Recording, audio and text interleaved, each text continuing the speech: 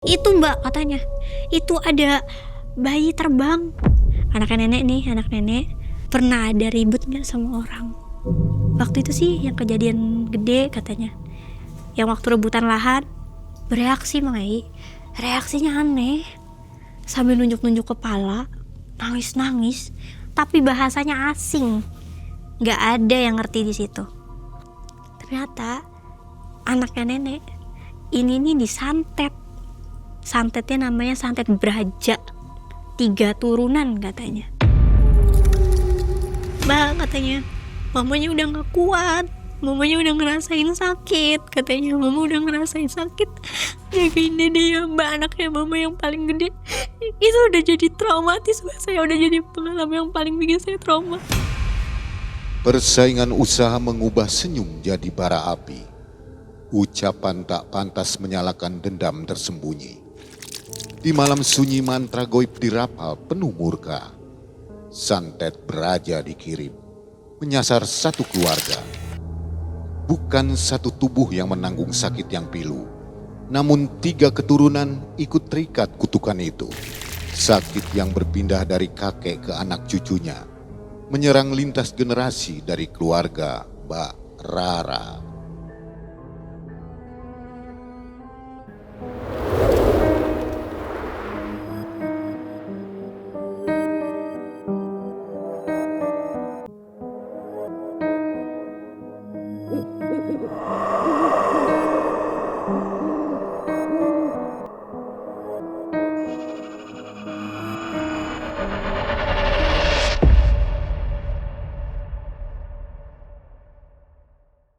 Assalamualaikum warahmatullahi wabarakatuh. Waalaikumsalam warahmatullahi wabarakatuh. Dan selamat malam juga Sobat Malam Mencekam yang ada di mana-mana ya. Yang ada di rumah, yang ada di kantor, juga yang masih di jalan. Mudah-mudahan semua sehat, semua rezekinya melimpah ya. Nah Sobat, hari ini sudah tim siapkan narasumber yang mau berbagi pengalamannya di tahun 2023. Ini kisahnya baru berarti ya. Namanya Mbak Rara. Apa kabar Mbak Rara? Alhamdulillah baik kabarnya Mang Ai. Sehat Mbak Rara? Sehat alhamdulillah. Gimana Mbak Rara, rumahnya kebanjiran gak? Aman alhamdulillah ya? Iya. Baik Mbak Rara, di tahun 2023 ini kisahnya tentang kakeknya yang diserang santet guna-guna gitu ya? Betul, kakek. Karena persaingan apa itu? Perebutan lahan jualan yang strategis. Apa maksudnya, kios atau lapak? Lapak. Lapak jualan. Iya, lapak jualan. Jualan apa? Itu kakek saya rencana mau jualan makan siang gitu di deket SMK. Pakai gerobak atau gimana? Iya, pakai kayak portable gitu yang bisa dilepas pasang. Oh, kalau sore tutup gitu, ya. Bubar. Tapi kan harus stay terus di situ, nggak bisa diganti-ganti orang jualan yang lain. Makanya mau disewa lahannya. Jadi rebutan gitu ya? Iya, betul. Baik, gimana kisahnya? Ini pasti seru nih. Jadi santet ya, guna-guna. Ya. Mbak Rara, apa kegiatannya sekarang Mbak Rara? Kegiatan saya sekarang berkuliah. Masih kuliah ya? Masih. Semester berapa? Di semester 4. Oke, mudah-mudahan lancar ya. Alhamdulillah lancar. Sampai tamat nanti. Sobat, saatnya kita nonton bareng-bareng kisah dari Mbak Rara. Malam Mencekam. Semakin malam semakin mencekam. Mbak Rara.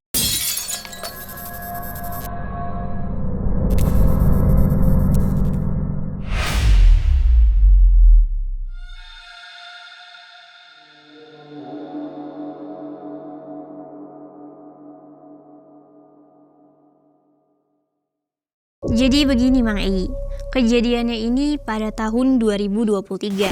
Pada saat itu saya baru lulus SMA. Saya tinggal bersama kakek nenek saya, papa mama saya, juga 2 adik saya. Dan kakek saya ini Mang Ai, tipikal orang yang punya jiwa wirausaha tinggi karena udah turun-temurun. Keluarganya itu rata-rata emang di bidang usaha semua. Pedagang gitu? Iya, pedagang gitu. Ada yang pedagang, ada yang buka kios sembako, seperti itu. Kakek saya itu sebenarnya sudah tua. Usianya itu sudah di 72 tahun, Mang Ei. Tapi rasa pengen usahanya itu gak hilang-hilang, masih ada aja gitu.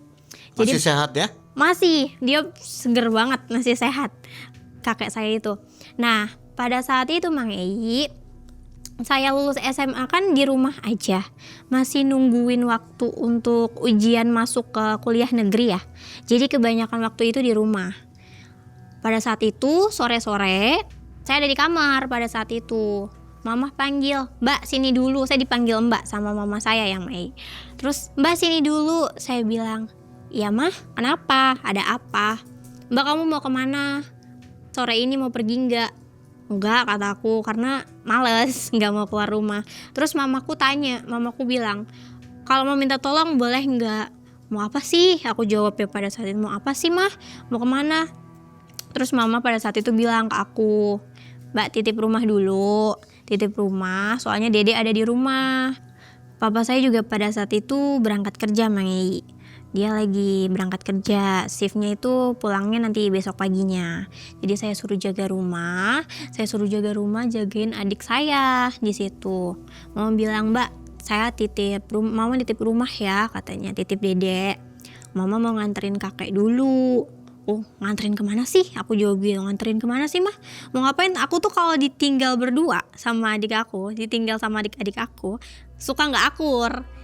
Terus mama aku bilang pada saat itu, "Ini bentar Mbak," katanya, "mau nganterin kakek aja." "Mau nganterin kakek? Nganterin kemana? Emang mau nganterin kemana sih?" "Itu deket," katanya, "ke SMK yang di depan," katanya. "Mau ke SMK yang depan, mau bayarin lahan." "Hah? Bayarin lahan?" kata aku tuh. "Bayarin lahan apa?" "Itu si kakek biasalah nyari lahan lagi, mau buka jualan lagi," katanya, "makan siang di dekat SMK situ kan rame," katanya, "mau nganterin kakek. Udah deal-dealan jadi cepet, cuma tinggal ngebayarin aja. Udah nge-DP-in juga, udah tinggal dibayarin aja," katanya. Terus aku bilang, "Ya udah, kan mama bilangnya itu udah tinggal bayarin ya Mang Ei, udah deal-dealan gitu sama yang punya lahannya, jadi pasti cepet." "Ya udah," aku bilang, "nanti pulangnya bawain makan juga." Aku bilang gitu ke mama. Udahlah. Itu di situ mama berangkat berdua sama kakek. Pukul 3 sore mama berangkat ke lahan itu karena udah janjian. Berangkatlah aku di rumah bareng adik aku. Adik aku tanya, "Mbak, mama mau kemana?" "Itu mama mau nganterin kakek." "Mau nganterin kakek," katanya, "mau nyari lahan lagi." "Biasalah kakek kamu masih udah tua, masih semangat aja jualan."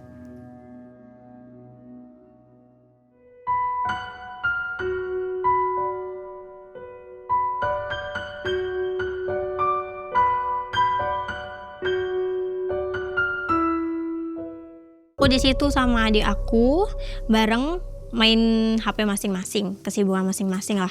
Adik aku kan kebetulan udah SMP juga. Adik aku udah SMP, jadi udah dunianya masing-masing lah, main HP masing-masing. Nungguin tuh lama-lama bosen, adik aku tanya, "Mbak, ini udah jam 5 sore. Mama berangkat dari jam 3. Kok gak pulang-pulang? Lama banget, aku pengen makan." Makanya tadi kan aku udah bilang ke mama untuk titip makan pulangnya. Ya bener juga ya. Akhirnya pas adek aku bilang kayak gitu, aku WA mamaku, "Mama pulangnya kapan sih?" "Katanya udah tinggal ngebayarin aja.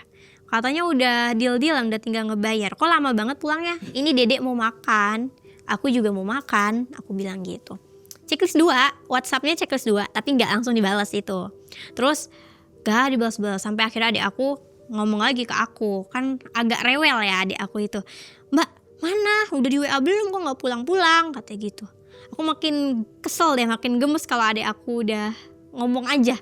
Akhirnya aku telepon mamaku. Aku telepon Mang Ei. Online juga berdering, si teleponnya itu berdering WhatsAppnya, tapi gak diangkat-angkat sama mamaku. Terus pas aku coba-coba terus, yang ketiga kali itu sempet diangkat, tapi sebentar banget langsung dimatiin lagi, langsung mati. Sampai akhirnya sekitar jam 6 kurang lah, itu udah posisi mau maghrib, mamaku datang. Di rumah aku masih bertiga aja sama adik aku. Mama datang, tok tok tok tok, ngegedor pintu tuh udah kayak orang apa ya, kesetanan disebutnya tuh, udah kayak orang kesetanan, ngetok-ngetok pintu. Aku, "Siapa sih?" Terus adik aku bilang, "Mama Lali, bukain coba." "Ya kamu buka sana." Tapi akhirnya aku yang buka. Aku buka, aku pikir iya siapa gitu, maksudnya mama ngapain gitu kan, ketok-ketok sekencang itu. Aku buka, Yang tadinya kakek sama mama saya pas berangkat itu raut wajahnya normal, biasa aja. Pas pulang itu raut wajahnya udah tegang, merah.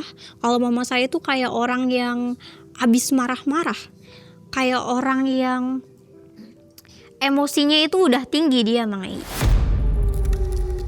Sedangkan kalau kakek saya itu raut wajahnya udah tegang.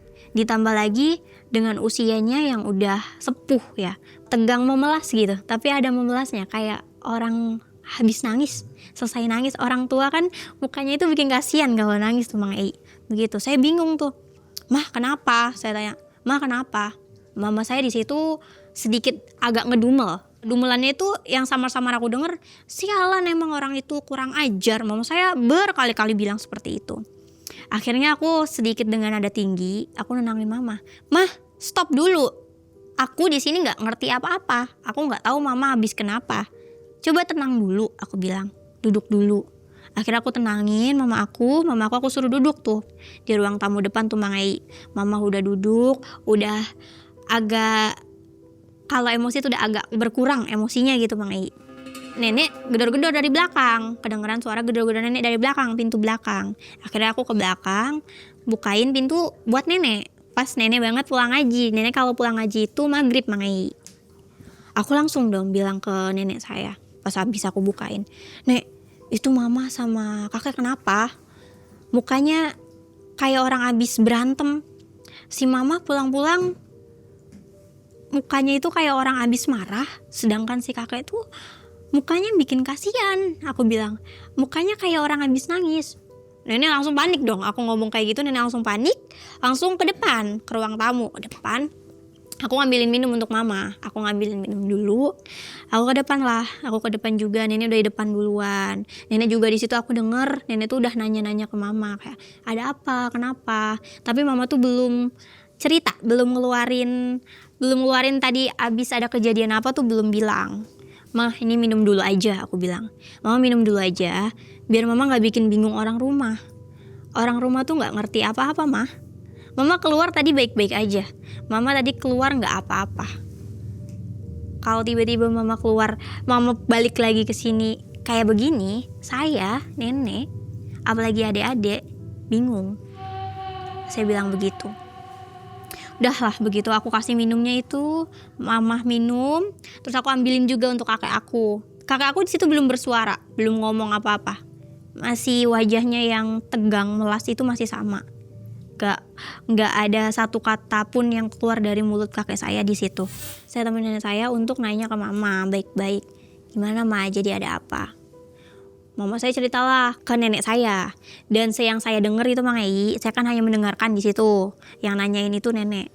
Mama cerita begini, ternyata ketika di sana, di tempat yang mau nyewain lahan, pembayaran lahan itu kan di lahannya langsung ya, Mang Ei.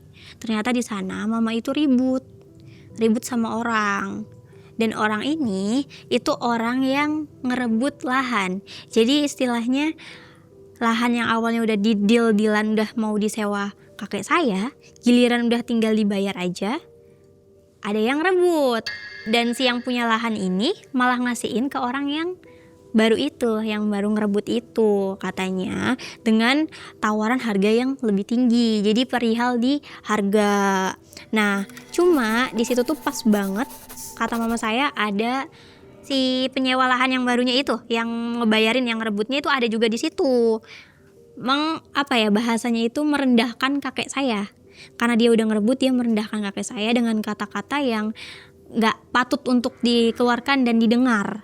"Kamu tuh orang rendahan, gak akan mampu nyewa lahan ini," katanya. "Kamu tuh siapa?" katanya. Kamu, bahasanya tuh, "Lu keluarga siapa dah gitu. Lu punya nama apa? Lu punya apa sih? Lu tuh orang rendahan, gak usah nantang, gak usah nyaingin saya. Semua lahan ini mah kalau saya mau kecil untuk saya dapetin." Kakek saya sempat ngelawan dulu katanya, sempat ngelawan. "Jangan seenaknya ya," katanya. "Jangan mentang-mentang Anda ini udah berhasil ngerebut lahan ini," katanya, "bisa ngerendahin saya kayak begitu." Di situ banyak kata-kata yang merendahkan kakek saya lah, perdebatan di situ sampai akhirnya kakek saya kena mentalnya, ngedown gitu, dan mama saya ada kan nemenin di situ, ngelihat kakek saya yang udah ngedon gitu, yang udah mau nangis, raut wajahnya udah mau nangis. Akhirnya mama saya itu emosi, naik emosinya. Jadi berantemnya itu sama mama, kata-katanya itu sama mama ngerendahin dia juga. Mama bilang, kamu yang lebih rendahan, kamu tuh anjing ya, kamu tuh sialan. Lihat deh, mohon maaf, kata mama saya ciri-ciri fisiknya itu tinggi, gempal, jelek. Jadi ngata-ngatain sampai ke fisiknya. Dasar dikatain, lu tuh jelek banget, lu kayak setan, kayak gundurwo, udah hitam gitu-gituin sama mama saya. Jadi mungkin di situ juga orang tersebut yang ngerebut lahan itu udah emosi juga, udah sakit hati. Lu tuh jelek banget, lu kayak setan. Setelah kejadian itu, dua minggu setelah kejadian itu, kakek saya roboh, Mai. Kakek saya jatuh sakit. Awalnya itu sakit demam biasa, badannya lemes, kayak ya orang tua kalau masuk angin gitu. Tadinya juga di awal itu dikira emang penyakit orang tua. Cuma seminggu nggak sembuh-sembuh, masih demam, masih terus lemes. Akhirnya dibawalah ke dokter. Dibawa ke dokter, dicek, ternyata diagnosis dokter itu kakek saya nggak punya penyakit berat, nggak punya penyakit bawaan tuh. Emang katanya faktor usia aja. Faktor usia, jadi gampang imunnya itu gampang turun. Iya betul Mang Ei. Jadi dia di situ sakitnya itu yang dirasa kepalanya suka sakit, kepalanya terasa berat, badannya juga ngerasain panas katanya Mang Ei. Dia itu ngerasain panas. Kurang lebih kakek saya itu sakit di 2 bulan pada saat itu. Ketika kakek saya sakit itu Mang Ei, banyak perubahan yang terjadi. Mulai dari saya ngelihat kakek saya itu yang tadinya sosok yang kakek banget, yang berwibawa, jadi kayak anak-anak. Jadi seperti anak kecil. Itu ditandai dengan perubahan-perubahan sikapnya. Pada saat itu kejadiannya belum begitu malam, masih sekitar pukul jam 9, jam 10-an lah. Kakek kan sakit udah lama ya, jadi di rumah itu keluarga udah udah rutinitas, udah kebiasaan nemenin kakek, nungguin kakek sampai kakek tidur baru kita juga tidur. Jadi diusahakan kita itu nggak tidur sebelum kakek udah tidur, seperti itu. Nah kejadiannya pada saat itu belum terlalu tengah malam. Itu mama baru pulang habis jalan sama papa, sama adik-adik sama papa. Aku di rumah sama nenek sama kakek ngejagain. Habis beli makan mama sama papa. Aku lagi bertiga aja. Aku nyariin kakek, Mang Ei. Nyariin ke kamarnya nggak ada. Aku tuh ngecek udah tidur belum jam segini gitu. Udah tidur belum jam segini. Kok nggak ada kakek itu? Aku cek, aku buka pintunya. Kok kakek nggak ada sih? Aku panggil nenek. Nek, ini mana? Kakek mana? Gitu. Di kamar mandi kali. Kamar mandi siapa yang nganterin? Orang jalan aja dia udah sempoyongan gitu. Dia udah lemes, Mang Ei. Jadi kayaknya nggak mungkin kalau kamar mandi sendiri. Sampai udah aku cari. Jadi kakek itu punya ruangan sholat sendiri. Jadi di rumah kita tuh ada ruangan sholat, tapi emang biasa dipakai sama kakek. Tadinya itu kamar kosong dijadiin tempat sholat kakek. Di ruangan sholat itu pintunya kebuka. Itu kali sholat mungkin ya, sholat isya kali, sholat isya. Soalnya itu udah hampir mau tengah malam kan ya Mang Ei. Saya yang ke situ. Coba dicek kata nenek. Coba dicek, kamu aja sana katanya. Iya, aku ke situ. Bukalah. Itu Mang Ei, aku kaget ngeliat kakek beneran ada di ruangan itu, tapi kayak anak kecil ngumpet. Kayak orang lagi ngumpet nutupin wajahnya gitu. Sambil jongkok gitu. Sampai kaget. Di situ tuh Mang Ei kayak udah mulai ngerasa kagetnya yang kayak, hah? Kakek kayak gini gitu. Kakek aku kayak gini. Akhirnya ketemu si kakek, aku bawalah ke kamar. Kayak ngapain di situ? Tawa cengangas, cengenges ketawanya. Kok kayak gini? Itu masih jadi pertanyaan di benak hati saya gitu Mang Ei ya.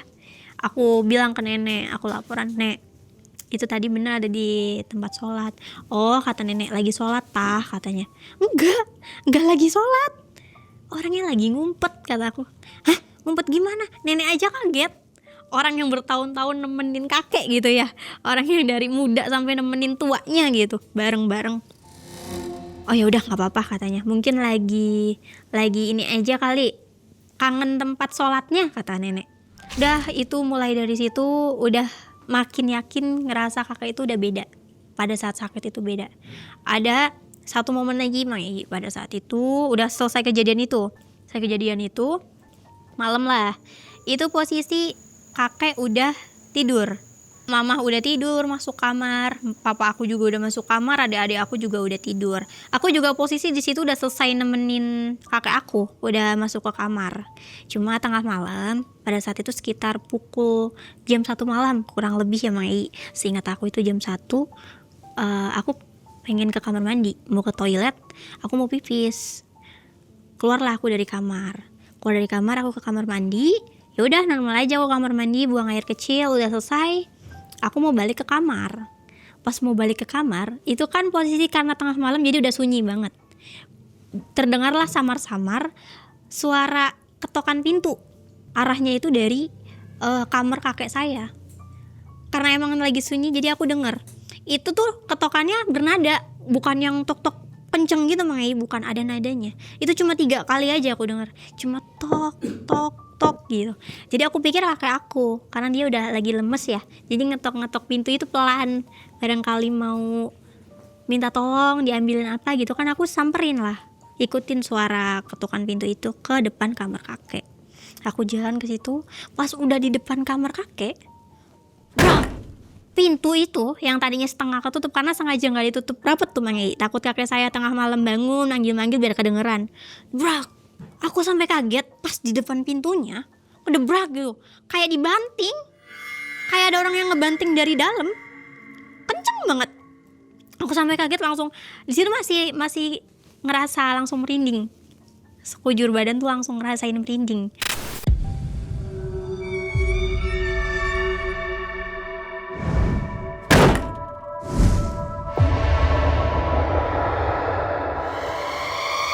Aku tetap beraniin panggil-panggil kakek aku, "Kek, ada yang bisa Rara bantu nggak?" Aku buka lah karena nggak ada jawaban. Aku buka, ternyata kakek tidur, Mai. Kakek tidur, masih di posisi tidur yang tadi kita temenin itu.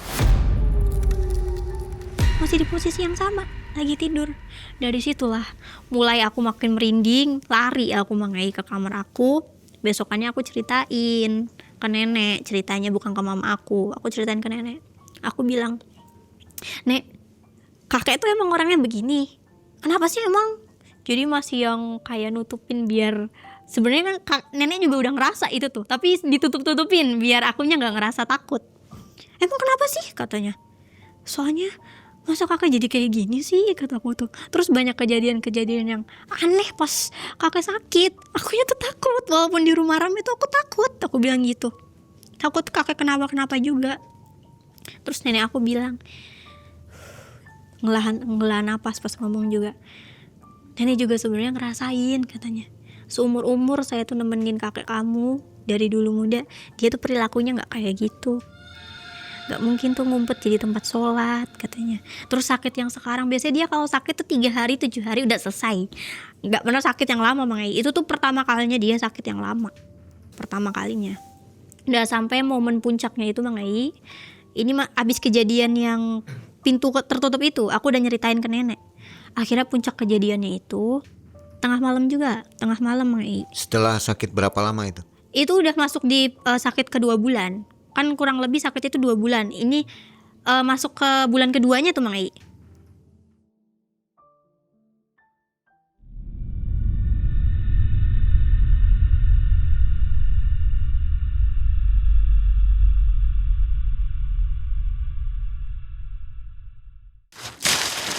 Ih Mai, topinya keren banget. Boleh aku coba nggak? Boleh dong, mau coba ya? Mau. Wah, Coba keren pakai. banget. Pasti kalau aku yang pakai makin keren. Makin keren, wow. Wih, kece banget, Enak nggak? enak. Bagus Jadi bahannya keren. ya. Iya. Nanti Jadi- pulangnya dipakai ya. Mau. Terima kasih. Sama-sama.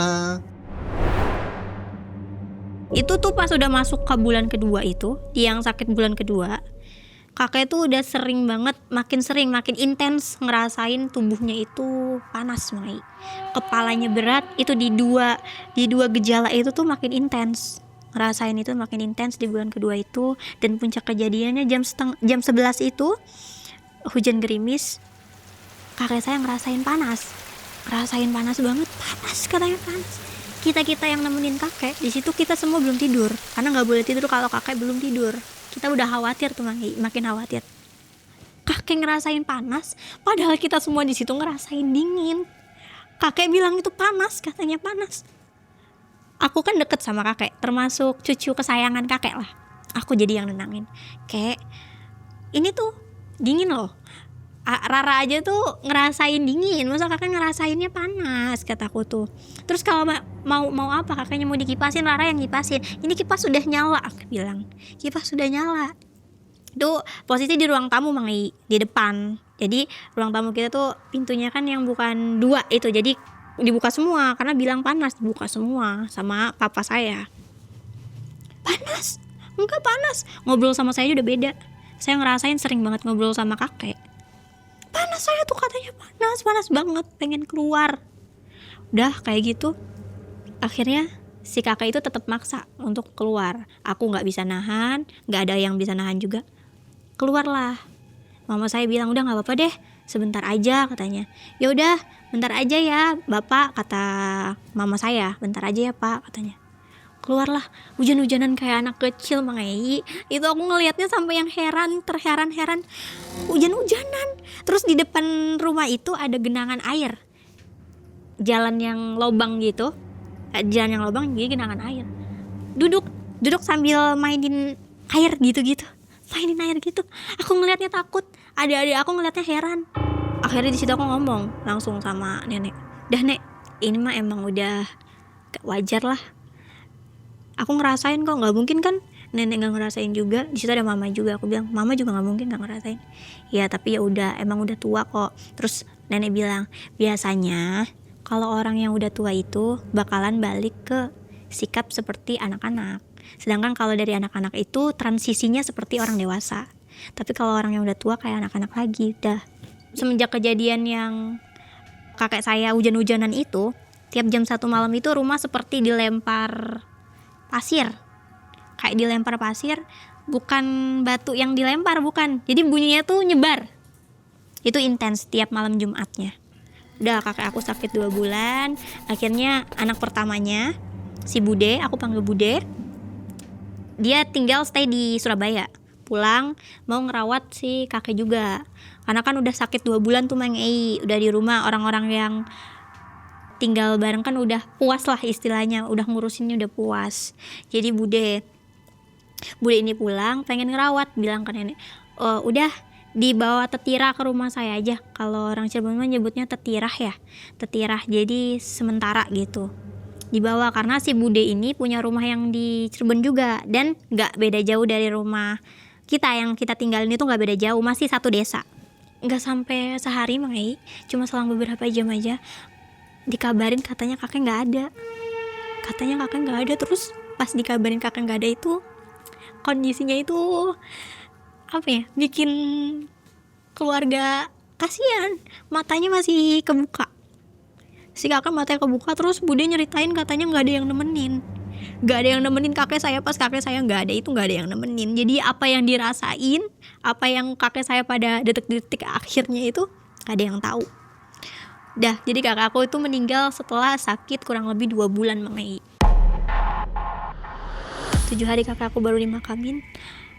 Mama saya jatuh sakit dengan ciri-ciri penyakit yang dirasa itu identik banget sama yang kakek saya rasain pada saat sakit Mangai. Kepalanya ngerasain berat, badannya ngerasain panas tiap tengah malam Mangai.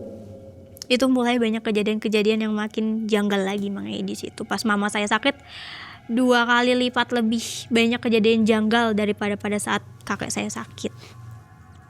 Itu mama saya diperiksain juga sama kayak waktu kakek saya, sempat diperiksain medis. Katanya, kata dokter mah mama saya itu cuma vertigo, kepalanya sakit itu hanya vertigo. Gak lama dari diperiksain ke dokter itu, seminggu lah itu full intens diperiksain ke dokter, katanya vertigo. Mama saya ngalamin pendarahan, keluar darah itu ukurannya bukan kayak darah orang haid, bukan kayak perempuan haid, bukan, tapi kayak janin, kayak gumpalan-gumpalan darah. Jadi darahnya itu bentuknya gumpalan-gumpalan. Mama saya ngalamin pendarahannya itu. Akhirnya besoknya ketika mama saya tahu pendarahan gitu, dibawalah sama papa saya ke dokter kandungan, karena sebelumnya belum nyoba ke dokter kandungan. Kata dokter kandungannya, ini mah keguguran katanya. Difotoin kan yang pendarahan yang kemarin mama pendarahan itu difotoin. Ini mah pokoknya diagnosisnya itu keguguran. Akhirnya dijadwalkan untuk kiret, untuk dibersihkan gitu Mang Ei. Sampai akhirnya di jadwal kiret itu mama saya dikiret.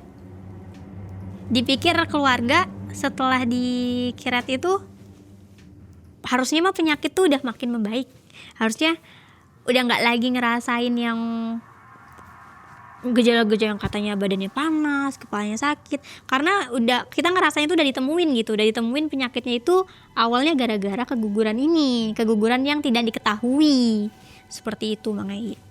Ternyata setelah udah dikiret itu masih Mang Ei masih ngerasain penyakit yang dirasain sebelumnya itu, dan makin parah, pendarahannya itu nggak berhenti sampai ada di momen puncaknya itu. Mama saya mau ke kamar mandi Mang Ei. Mama saya mau ke kamar mandi, badannya udah lemes karena sakitnya itu kan udah ngerasain sakitnya dari kemarin-kemarin ya, udah dikirap juga, jadi lemes, mau ke kamar mandi. Di situ ada aku, ada adik aku di situ, ada juga adik aku di situ sama papa. Jadi di rumah lagi ada nenek mah nggak ada, nenek nggak ada di rumah. Mama mau ke kamar mandi, masih bisa jalan sih biasanya, nggak dipapah tuh. Tiba-tiba pingsan di kamar mandi itu. Di kamar mandi pingsan. Akhirnya dibawa lagi ke tempat tidurnya. Udah nggak selang berapa menit, 15 menitan, mama saya udah sadar mau ke kamar mandi lagi. Nah yang pas ke kamar mandi itu udah nggak jalan, merangkang Mang Ei. Katanya kakinya nggak kerasa, kakinya itu nggak bisa digerakin, kerangkak, dan darahnya itu makin banyak di situ Mang Ei. Darahnya itu banyak banget. Ada adik aku juga yang paling kecil ngelihat itu darah mama di lantai arah ke kamar mandi itu bercerakan, itu darah mama di situ.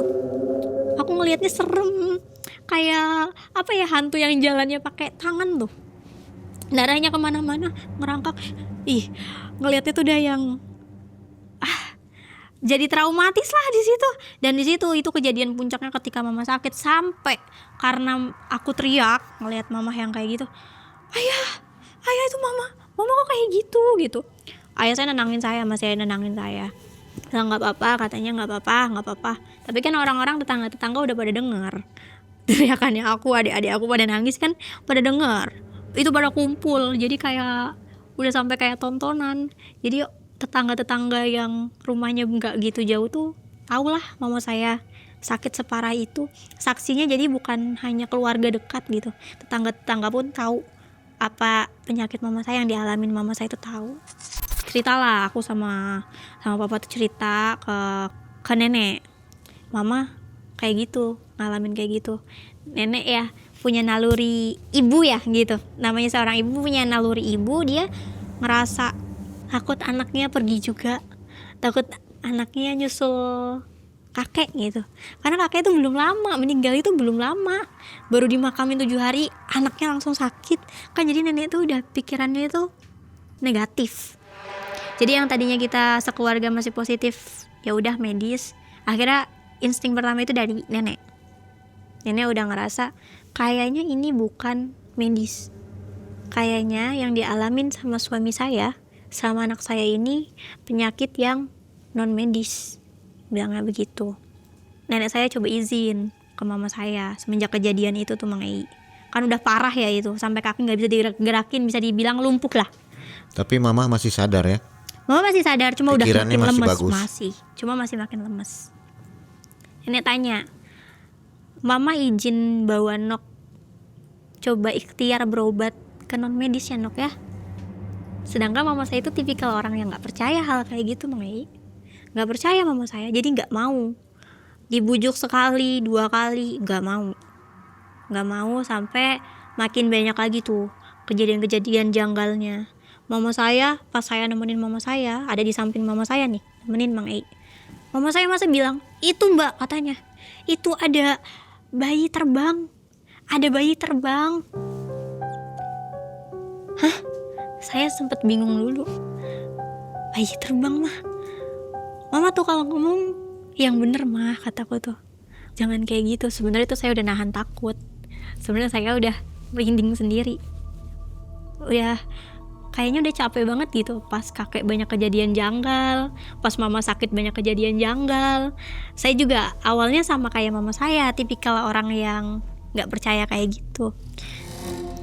Mah, kataku di sini nggak ada apa-apa, itu di plafon tuh nggak ada apa-apa. Enggak, itu ada bayi katanya. Ada bayi Mbak, ada bayi terbang, ada bayi terbang.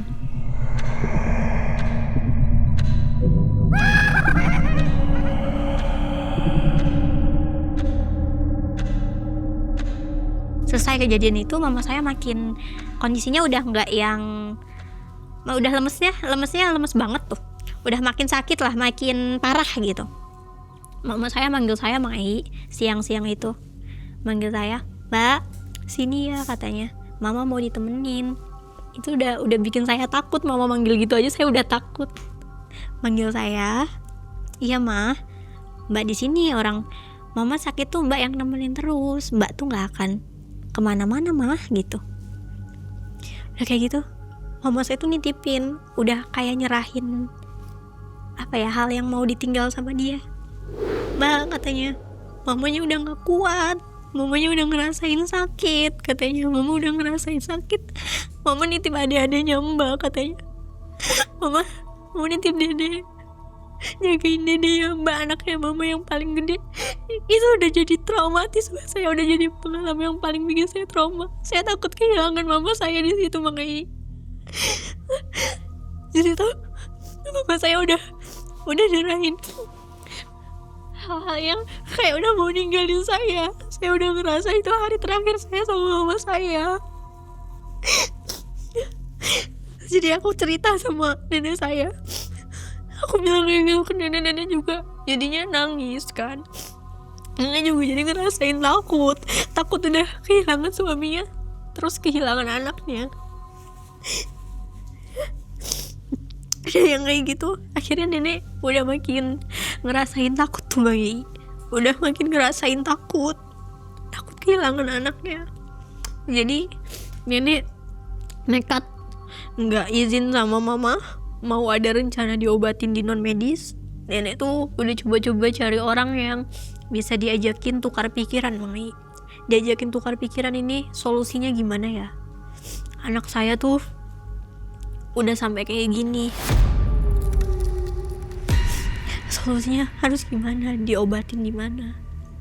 Sampai akhirnya nenek itu ketemulah, ngobrol sama Om Aris. Om Aris itu masih saudara lah sama kita, masih saudara. Tukar pikiran nenek sama Om Aris. Itu ngajak saya pas ngobrol juga, bawa saya, kita ngobrol. Ini gimana ya, Riz? Anak saya udah makin kayak gini gitu. Anak saya tuh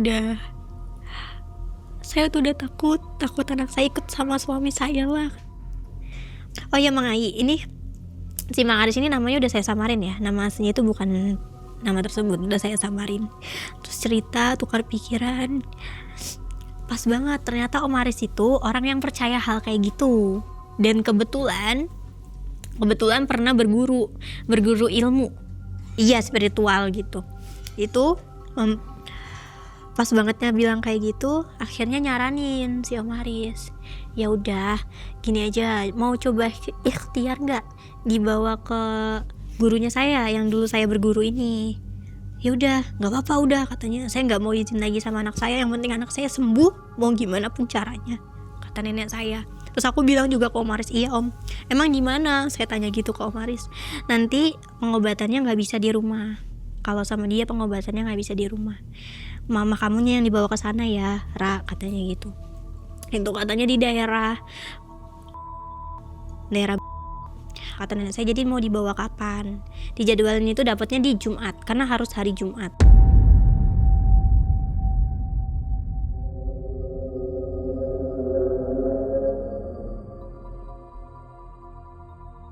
Setelah ngobrol itu Jumatnya, nenek saya udah mempersiapkan itu, Mang Ei.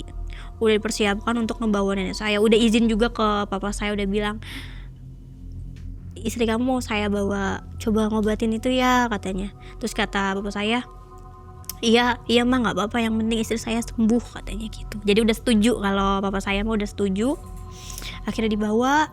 Itu yang ikut itu ada nenek, ada aku, papa, adik aku nggak boleh ikut karena kata Om Aris itu jangan dibawa katanya, jangan dibawa. Nenek, si Om Arisnya juga. Bawalah kita bareng-bareng berangkat pakai mobil bareng-bareng. Nyampe di sana Mang Ei, saya itu nggak expect tempat pengobatannya itu tempatnya seperti itu. Jadi pas aku masuk itu ada belokan, jalan itu masih kerikil, kanannya itu sawah-sawah, lebar banget sawah-sawah, kirinya sungai deras banget, airnya deras banget, tempatnya kayak gitu. Dan awal belok itu saya nggak ngeliat rumah, gak ada rumah, nggak ada. Biasanya kalau di sawah tuh ada saung-saung ya, ada yang dari bambu itu nggak ada, aku belum lihat sama sekali. Ini mama saya tuh mau dibawa kemana, dalam hati, saya mau dibawa kemana ya. Pas nggak lama jalan, ada ternyata rumah. Atasnya itu masih pakai terpal aja, atapnya masih pakai terpal, si dindingnya itu kayu semua, dindingnya kayu, nggak besar. Itu paling kalau dijadiin kamar itu hanya cukup satu kamar bentukannya tuh, Mai. Masih heran saya di situ, Mai. Ini mama mau diobatin di sini gitu ya. Terus orang yang ngobatinnya katanya guru gitu ya, kok tempatnya seperti ini. Soalnya nggak ada vibes horornya juga sebenarnya Mang Ei di situ, nggak serem tuh, tempatnya sejuk malah. Berhenti, sampailah di depan rumah itu, keluar orangnya, namanya Mbah Joy. Ini namanya juga udah saya samarin ya Mang Ei ya, nama aslinya mah bukan ini, udah aku samarin. Mbah Joy keluar, nyapanya Om Aris dulu, karena kan memang kenalannya Om Aris, dibawa sama Om Aris. Emang udah kakek-kakek gitu?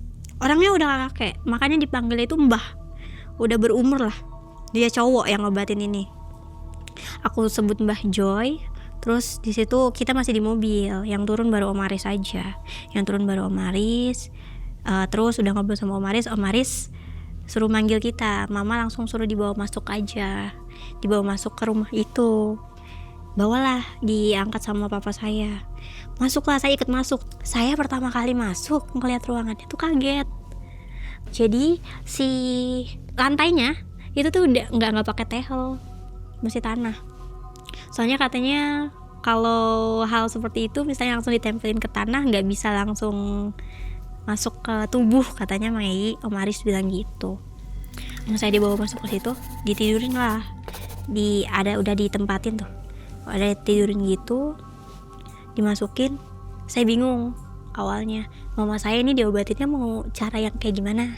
Soalnya itu baru pertama kali juga, pengalaman saya pertama kali nemenin orang untuk diobatin non medis gitu, dengan cara spiritual.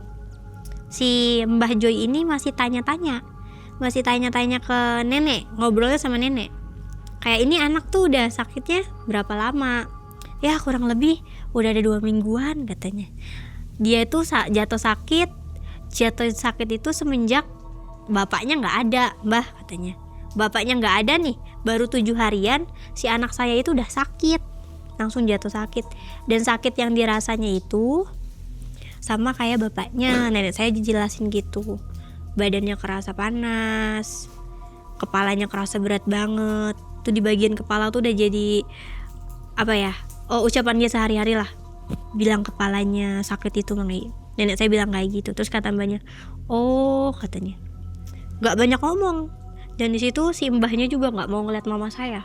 Jadi mama saya itu nggak langsung ditatap langsung sama si mbah tuh, nggak ditatap langsung. Oh katanya, ngobrol sama nenek lagi. Terus apa lagi katanya? Ada hal-hal yang janggal nggak? Iya ada katanya. Pas pendarahan Itu diceritain sama nenek saya.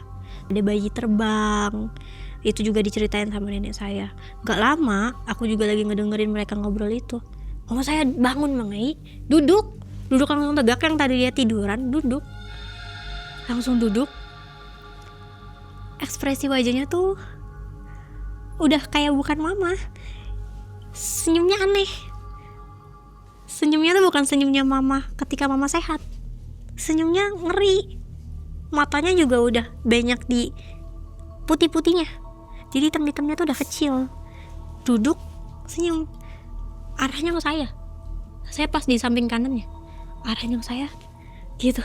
Kan saya takut ya Mangai, ngeliat mama yang tiba-tiba bangun, matanya udah banyak putih-putihnya, nyengir gitu.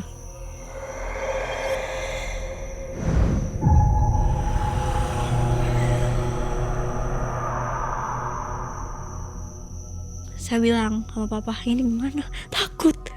Dah gak lama, pas mama masih duduk itu dipegang kata si Mbah Joy, pegang dulu, dikasih alas dulu ya. Sekarang kasih alas. Alasnya juga sama kayak atapnya itu, masih pakai terpal, bukan karpet yang bersih yang bener, bukan. Si Mbah ini baru berani natap mama, baru berani natap si mama nih, yang tadinya nggak ngeliat-ngeliat Mei, baru berani natap mama. Baru di situ mama, hal yang anehnya itu kejadian, baru ditatap aja sama si Mbah. Tapi Mbahnya mungkin bacaan juga, cuma nggak diucapkan gitu, nggak kedengeran apa yang diomongin sama Mbah itu, apa juga nggak kedengeran. Bereaksi Mai, reaksinya aneh,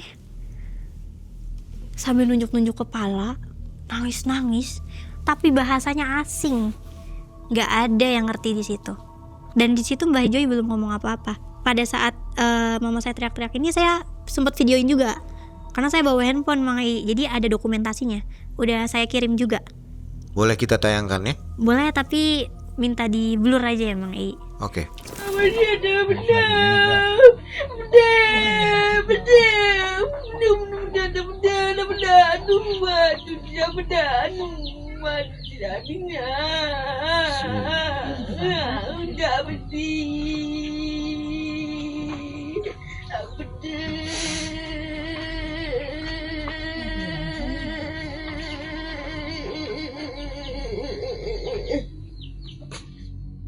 Di situ nggak ada yang mengerti Mangai, sama-sama menatap heran semua.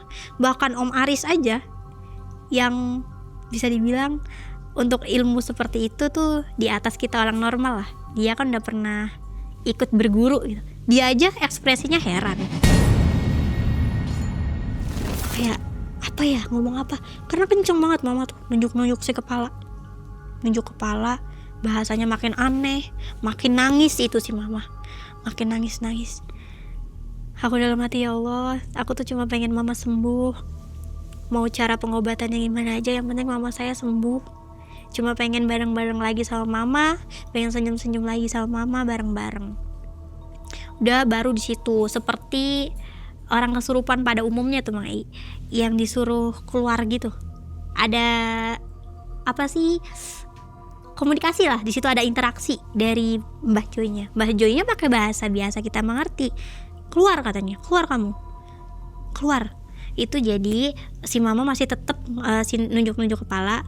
Mbah Joy sambil interaksi sama mama sempat ngomong sama papa saya, bapak sampingnya ya katanya, bapak sampingnya ini kuat banget pak katanya. Dia diemnya di kepala.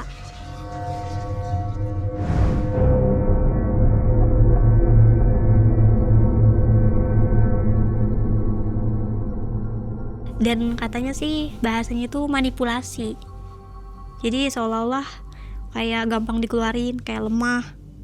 Padahal susah banget tuh Mangai, lama Mangai, itu prosesnya tuh lama. Sampai ada juga si mbahnya, istrinya datang, si istri mbahnya itu datang bawa mangkuk biasa aja, mangkuk kayak buat makan itu wadahnya.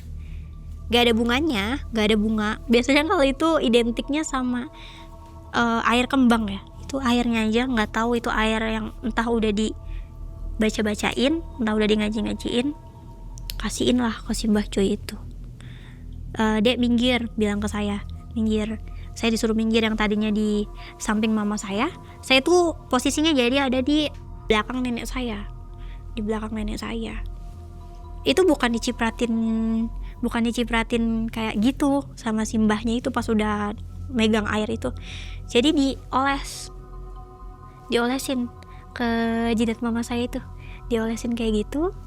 Udah diolesin kayak gitu, mama saya tenang, pingsan lagi. Ngobrol lagi sebentar tuh sama keluarga, bilang ke papa sama ke nenek, rada susah ya katanya, soalnya cewek, ini yang dikirimnya nih cewek katanya, bagus juga. Dah habis ngobrol itu lanjut proses untuk pembersihannya itu dilanjut. Pas dilanjut itu mama saya kembali bereaksi yang seperti tadi, tapi nggak selama yang proses awal itu. Gak lama, akhirnya mama saya udah tiduran lagi, udah pingsan lagi. Barulah di situ Mbah Joy bilang ke nenek, karena yang ngebawa itu kan nenek ya, sama Om Aris itu. Jadi ini pengen dibalikin, pengen dimatiin, apa diserang balik? Saya juga denger Mbah Joy ngomong kayak gitu, dikasih 3 pilihan itu. Akhirnya nenek saya cuma bilang begini, Mai, saya nggak beli, saya nggak pelihara, balikin aja ke orang yang beli, ke orang yang punyanya. Nenek cuma bilang kayak gitu. Gak lama selesai itu tuh, pembersihannya itu selesai. Mama saya akhirnya sadar, dan itu perubahannya Mai nggak masuk di akal lah. Orang yang pas berangkat pengen masuk aja harus diangkat, harus digotong. Selesai pembersihan itu kayak orang nggak habis sakit, sehat, langsung minta makan di situ mama. Katanya lapar, minta makan, dikasih lah makan sama telur itu tuh. Pas lagi makan ditanyain, kamu habis kenapa dek? Kata nenek saya. Kenapa emang katanya? Kamu gak ngerasain apa-apa katanya. Cuma ngerasain kemarin saya sakit kan. Jadi kayak orang gak inget dia tuh habis ngapain aja. Sampai dicoba dipancing terus ditanyain, kamu inget gak kejadian ini? Jawabannya gak inget. Kan gak masuk akal tuh Mai. Saya yang tadinya orang yang sama kayak mama saya gak percaya kayak gitu, semenjak nganterin mama saya itu kejadian itu, saya di dunia itu emang bukan kita doang ya. Dan kita emang harus jaga, hati-hati gitu jadi orang tuh. Soalnya di dunia ini bukan kita aja yang hidup, ada juga yang gak kelihatan, dan itu bener gitu, itu real. Nah selesai kejadian itu Mai, Jumat depannya itu mama saya udah sehat, di rumah juga udah normal, dan kita sekeluarga tuh udah bilang untuk jangan dulu deh, selagi mama masa penyembuhan jangan dulu diinget-ingetin lah, jangan dulu dibahas-bahas terus, udah kita move aja gitu, hidupnya udah move aja. Jumat depannya ketemu sama si mbah itu, kitanya yang kesana lagi ke rumah si mbah itu. Mama nggak ikut, aku, nenek, papa, Om Aris ke sana. Pembersihan jarak jauh, katanya dia bersihin juga, takut sembunyi di rumah. Dan itu metodenya itu pakai ayam cemani, ayam yang full hitam itu, ayam cemani itu. Jadi istilahnya kayak semua energi negatif itu dikumpulin, disatuin, di bentuknya itu ayam gitu. Dan selesai pembersihan jarak jauh itu, ayamnya cuma dilepas aja di jalan raya, entah siapa aja yang ngambil, pokoknya itu bentuk sakit yang dilepas katanya gitu. Barulah Mang Ai di situ ngobrol, nenek saya obrolannya serius di ruangan yang rumah itu lagi.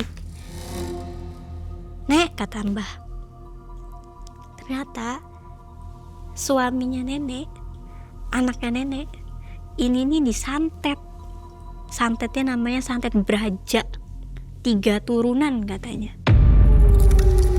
Bukan cuma nyerang kakek, bukan cuma nyerang anaknya nenek, tapi nanti kalau anak nenek udah kena, cucu nenek juga katanya. Jadi 3 turunan.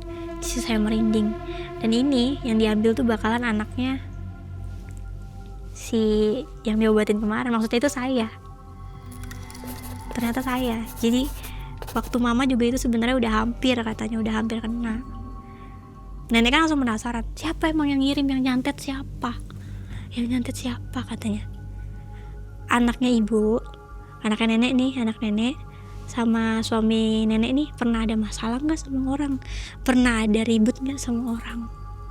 Akhirnya Om Aris bilang lah ke nenek, waktu itu sih yang kejadian gede katanya, yang waktu rebutan lahan. Oh iya kata nenek tuh. Akhirnya nenek ceritain yang kejadian rebutan lahan itu, Mang Ei ceritain dan disebutin lah ciri-cirinya sama si Mbah Joy ini. Disebutin ciri-cirinya, orangnya hitam, tinggi katanya, badannya gede, rambutnya ikal, panjang katanya, panjang. Oh kaget di situ karena ternyata Mang Ei, si orang yang rebutan lahan ini masih orang satu wilayah. Masih satu wilayah, itu dijelasin juga sama Mbak Joy. Terus Mbak Joy bilang katanya omongan anak ibunya udah nusuk hatinya, lara hati. Jadi belinya itu yang paling bagus, sampai beli yang paling bagus kata Mbak Joy. Belinya di daerah Kuningan. Jadi nyuruh orang gitu ya ke dukun lain. Beli itu istilahnya tuh ngebeli Bukan kiriman dikerjakan lah. sendiri. Iya, bukan kerjakan sendiri, ngirim. Beli kiriman itu katanya paling bagus dari Kuningan. Dibilang kayak gitu. Dan ini 3 turunan, kakek, mama saya. Dan ternyata kalau mama saya ini udah kena juga, itu bakalan ke saya. Dan setelah kejadian itu, alhamdulillah mama saya sehat walafiat sampai detik ini juga. Tapi kehidupan di keluarga kita udah gak lagi sama seperti sebelumnya. Masih dihantui rasa takut. Apalagi pas baru selesai banget masalah ini tuh, saya tuh masih ada rasa-rasa takutnya, masih trauma. Dan banyak kejadian yang saya alamin rasanya udah beda lah, gak kayak sebelum-sebelumnya, sebelum ada kejadian ini. Udah selesai yang itu, jadi kakek saya itu ada apa ya namanya, selamatan 1 tahunan. Jadi setelah meninggal udah 1 tahun nih, selamatan kayak tahlil lagi gitu. Pas 1 tahun itu besoknya nih Mang Ei, mama saya lewat situ.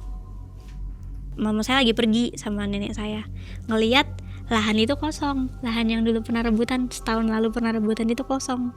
Adalah si bapak yang nyewain ini nih, yang nyewain ketemu, ngobrol sama mama saya.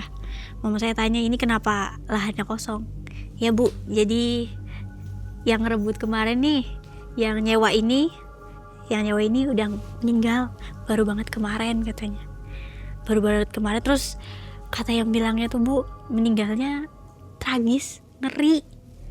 Matanya kebuka, sampai dimakaminnya itu matanya nggak mau ketutup. Jadi si Pak Dedi ini meninggal pas 1 tahun kakek saya udah nggak ada. Jadi ngepas harinya itu berbarengan dan dengan kondisi yang sama. Waktu kakek saya meninggal itu matanya masih terbuka.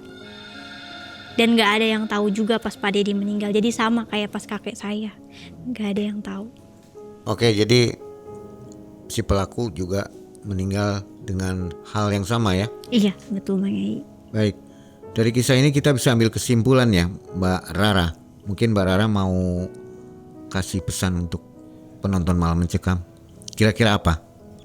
Jadi pesan untuk penonton Malam Mencekam, tolong jagalah lisan kalian, jaga bicaramu, karena kita tidak pernah tahu omongan kamu itu akan jatuh sedalam apa di hati orang. Ya. Jadi tolong dijaga untuk lisannya. Kita nggak pernah tahu sakit hatinya orang itu akan sampai mana. Dan juga kalau menolak cinta juga hati-hati ya, harus baik-baik ya. Betul, karena akan bisa berakibat sama. Keluarga Mbak Rara dulunya hangat dan sederhana, hingga satu pertikaian kecil menjadi api yang tak pernah padam. Kakeknya jatuh sakit tanpa sebab, lalu pergi meninggalkan tanda tanya. Mamanya pun ikut menyusul. Tubuhnya lumpuh oleh teror yang sama. Hingga akhirnya jalur spiritual membuka kebenaran bahwa ada santet beraja yang mengincar 3 turunan. Kesembuhan datang bersama pengakuan sunyi, namun balasan tak pernah lupa alamat. Hingga akhirnya pelaku menerima akibatnya.